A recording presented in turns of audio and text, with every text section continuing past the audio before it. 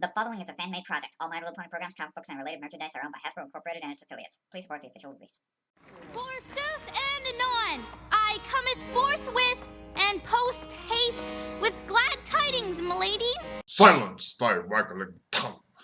だからはいはいはい幸せがきっとはいはいはい歌い出す輝いてるこの季節に胸が踊るの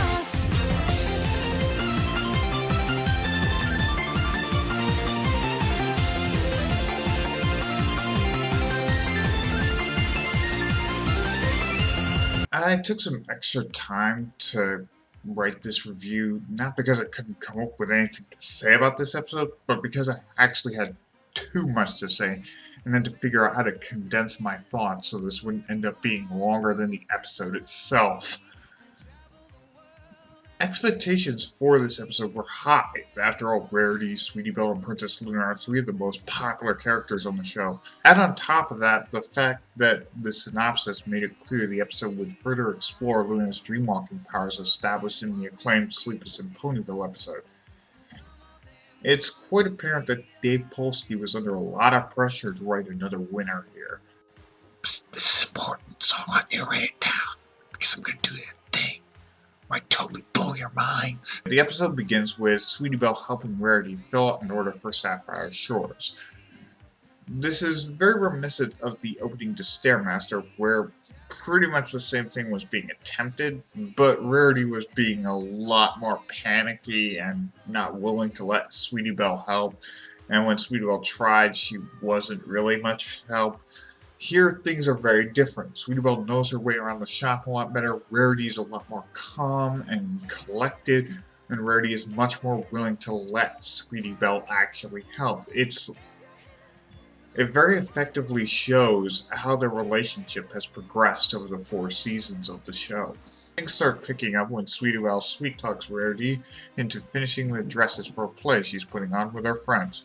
And by finish, I mean fix. We find out from the others that Sweetie was supposed to ask Rarity weeks ago, but waited until the last minute. Rarity gets the dresses done in time, and they're clearly spectacular work, but Sweetie Belle isn't too happy with this. We find out why during the after party. The only thing any pony can remember about the play is the dresses, and that really annoys Sweetie Belle, who worked on pretty much everything else. This reminds me a lot of the Brony analysis community. I can't imagine why. Most of us do all our work ourselves, and hope to be showered with praise instantly. That is not the reality of the situation. Other far better prepared analysts are praised for a reason, because they're really well prepared. Sweetie Belle is like a new analyst meandering around trying to look for her place. Rarity is more like an experienced analyst that already knows what to do. She's been practicing her craft for years and is a true master. Now it's time to bring up the parallel the episode is built on. Sweetie Belle is tired of not receiving recognition while her sister gets seemingly endless praise, much like Princess Luna was. Also, like Luna, she wrongfully takes out her frustration on her sister. Rarity, like Princess Celestia, is ignorant to what's going on. I think this line makes the whole episode work. Didn't the play go all right? Not even close. Oh dear. Was something amiss with the dresses I made you? Did you get that? When Rarity heard that the play didn't go well, she assumed she was the one who screwed up. She had full faith in Sweetie Belle's ability to direct, write, and act. Sweetie Belle tries to sleep that night at Rarity's house? Wait, did something happen to their parents? Honestly, where have they been? Shouldn't they have at least seen their own daughter's play? Well, back to the point. Even better. Oh, that doesn't sound good. And that looks even worse. So Sweetie Belle pulls out the key stitch of the main piece of the outfits Rarity made for Sapphire.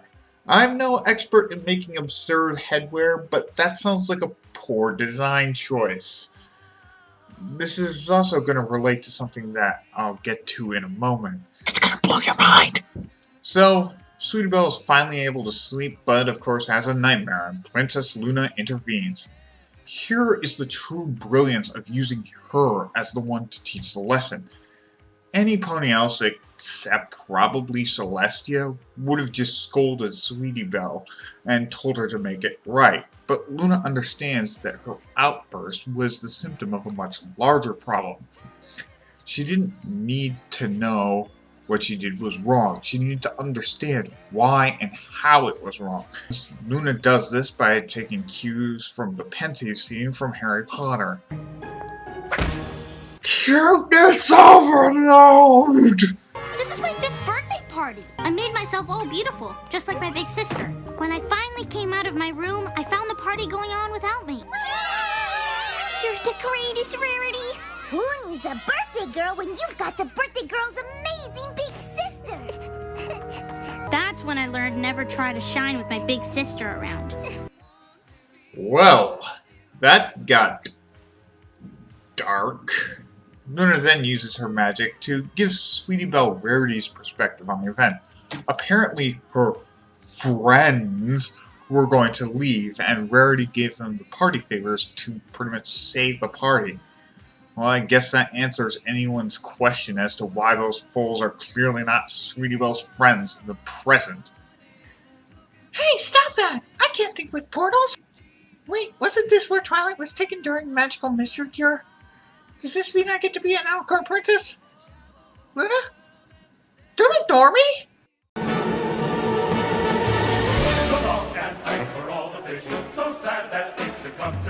Well, after that trip through the dreamscape, Luna goes all Ghost of Christmas Yet to Come on us and shows Sweetie Belle what the future holds.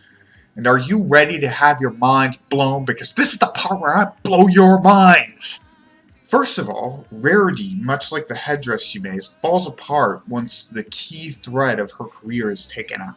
When she fails at this big job, she completely loses her edge and goes into a downward spiral of self-destruction. Mind blow number 1. Why is this? Because with great success comes great pressure. Although Dave Polsky couldn't have heard the reviews for Daring Don't, Rarity Takes Manhattan, or Twilight Time before he wrote this episode, his peers on the writing staff surely praise his work.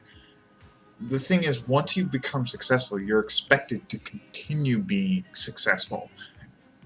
You're expected to continue writing gems.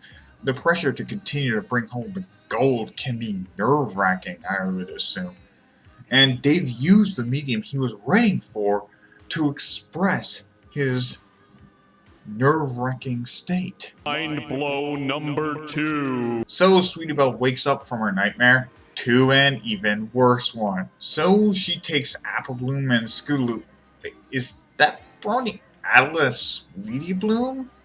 Sweetie, I like what you've done with your hair, but you should really stay out of show canon. It's just not cool. The only thing I have to do is make sure Sapphire Shores doesn't get interrupted all day by fans like you. What do you think this is, BronyCon? They manage to get into the building with cartoon physics, and Sweetie Belle takes the headdress so they have a Scooby-Doo chase scene. Oh, good. This is just a dream. Actually, no. This is very much real. Wait, I have 2 questions. One, what happened to her voice? I mean, Tabitha St. Germain sounds a bit different than she normally does at that scene. I'm not sure why that is. Second question, how did she know to be in that room? Wouldn't it have made more sense for her to be outside the building in the front to help the kids get in? I can't help but think this could have been executed a bit better. Not that what we got was bad. It was full of suspense and amusing to watch. Sweetie Belle apologizes to Rarity, they fix the headdress, and even improve on it. It's a dolphin! That's my lucky animal! They swim with me in my dreams.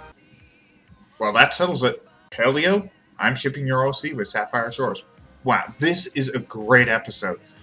And that was just covering the main plot. There are a couple other secondary things I also want to talk about. First is the fact that Spike gets a scene wherein he is not the world's punching bag, nor is he depicted as a dolt. A scene with Spike in it that's actually good.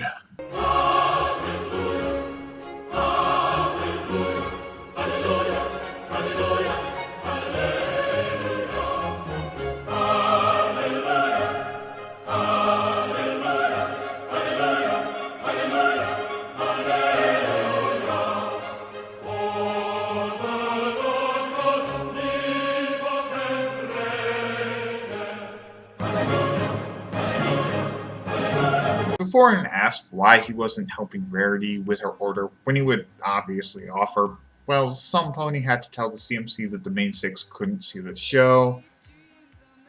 And besides, let's not question why they're being nice to him for a change. And enjoy it while it lasts. Back to being treated like Woodhouse for you, kid. I also want to talk about Sapphire Short, voiced by Rina Anakwe. I'm not sure if I'm pronouncing that right. She's one of my favorite C-listers on the show. Using her in this episode was a very smart choice. Her title, The Pony of Pop, a clear reference to Michael Jackson's title, The King of Pop, serves to explain how important she is without the need to provide any backstory. You just say Pony of Pop and it just clicks. Everyone gets it. Her design and voice, on the other hand, are more like that of Ella Fitzgerald, though I've heard some say she sounds more like Mariah Carey. The point is that Rina gives her voice a silky, jazzy sound that makes her own the room and reinforces how important she is. This sounds like the voice of a singing sensation. Her style is like that of a Vegas showgirl, to further justify her being one of Rarity's clients. What's interesting about this character is that she's kind of mean in this episode. I mean, she considers chucking Rarity right under the bus at the first sign of trouble. I actually want to see her return just so she can learn some much-needed lessons. That's a great way to bring back a character, just make us more eager to see the character again. Is there anything bad I could say about the episode? Well, Sweetie Belle's behavior in it is quite mean. I'm able to look past it because she's a kid that often thinks with her heart and not her head, thus makes a lot of stupid decisions. This episode is assuming that you've seen a reasonable number of the other episodes, enough to get Sweetie Belle's character in a relationship with her sister. But there are other episodes that also had deep and mature morals without requiring homework. So I'll give this a 4.5 out of 5, a small penalty for that little error. I mean, it's not a huge deal breaker. It's not the best episode of the entire show, but it's probably the best episode to analyze because there's so much to talk about. I barely even scratched the surface. Every reviewer has only scratched the surface. Fate has been cruel and order unkind. How can I have sent you away? The blame was my own, the punishment yours. The harmony silent today, but into the stillness I'll bring you a song. Oh, her eyes make the stars look like they're not shining. Her hair falls perfectly without her trying. She's so beautiful, and I tell her every day.